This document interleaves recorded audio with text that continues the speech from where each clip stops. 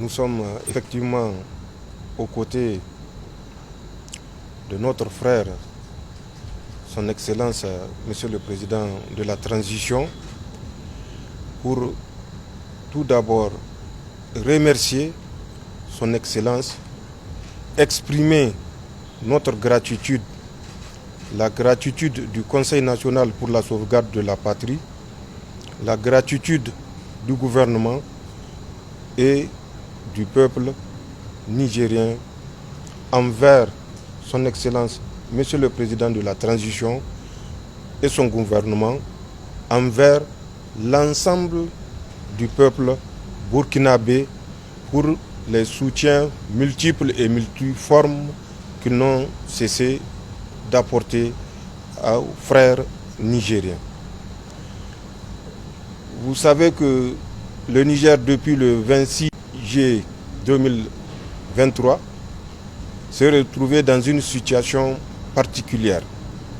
Et suite à cette situation, des pays de la CEDEAO ont décidé le 30 juillet, sans nous écouter, de nous attaquer à travers une force qu'ils auraient constituée, mais que nous sommes tous conscients que c'est une force télécommandée. Le 31 juillet, le Burkina et le Mali ont fait une déclaration conjointe suite à laquelle ils s'opposaient à toute agression contre le Niger. Et mieux encore, ils précisaient que toute agression contre le Niger sera considérée comme une agression contre le Burkina et le Mali. Cette déclaration conjointe a permis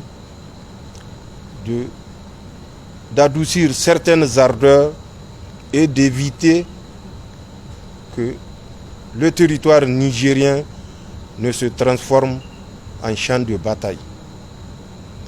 La détermination était sincère, la détermination était profonde. Et face à cette détermination, les pays agresseurs ont décidé de reporter leur agression. Ça, l'ensemble du peuple nigérien et de nous-mêmes ne saurons l'oublier. Et nous sommes venus exprimer de vive voix notre gratitude à son Excellence et au vaillant peuple burkinabé. Dans la même lancée de cette déclaration, vous vous rappelez, le 16 septembre 2023, le Burkina Faso, le Mali et le Niger ont décidé de créer l'Alliance des États du Sahel. Cette alliance est la consécration de notre détermination à arracher notre souveraineté. La souveraineté des États du Sahel. Pour que le Sahel ne soit plus une zone d'insécurité, mais une zone de prospérité pour les biens de nos peuples. À travers l'Alliance des États du Sahel, nous devons changer. Au lieu d'être, comme convenu, une alliance dans le domaine de la défense et de la sécurité, qu'elle soit plus que ça, une alliance qui assure le développement socio-économique, une prospérité assurée et garantie aux vaillants peuples qui n'ont cessé de soutenir leurs leaders. Et ceci est un espoir que nous n'avons pas le droit de décevoir, de trahir. Et nous sommes venus également par rapport à cette nouvelle donne pour que, ensemble, nous réfléchissions pour voir comment faire de cet espoir, de ce rêve, une réalité. Le rêve à la prospérité. Le peuple du Sahel a compris que le Sahel est la terre promise et que le peuple du Sahel est déterminé à défendre cette terre promise. Et ça, malgré l'adversité, malgré l'inimité. Et ça, c'est une conviction qui nous réconforte, puisque quand le peuple prend conscience des enjeux, aucune force d'opposition ne saura le dévier de la trajectoire du développement. Et c'est cette conviction que nous sommes venus partager avec notre frère, son Excellence, Monsieur le Président de la Transition. Nous attendons le 10 décembre, si Dieu nous prête longue vie, la rencontre de la CEDEAO. Rencontre qui va décider du sort du peuple nigérien qui vit depuis bientôt 4 mois sous embargo.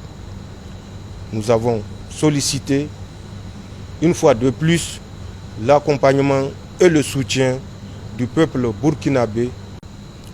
Nous avons également sollicité auprès de notre frère l'érection du consulat du Niger au Burkina, précisément à Ouaga, et du consulat du Burkina à Niamey en ambassade pour mieux défendre nos intérêts communs. Enfin, vous le savez tout aussi bien que moi, le rôle que joue le Burkina pour nous faciliter l'acheminement des produits de première nécessité que certains pays veulent nous empêcher de ramener au peuple nigérien. Nous devons ne jamais l'oublier et exprimer également notre reconnaissance face aux énormes sacrifices que consentent les autorités et le vaillant peuple burkinabé pour permettre au peuple nigérien, résilient également, de survivre. C'est des choses qui ne peuvent s'exprimer que physiquement et de vive voix. Voilà de façon synthétique les principaux éléments qui nous ont conduits en terre des hommes intègres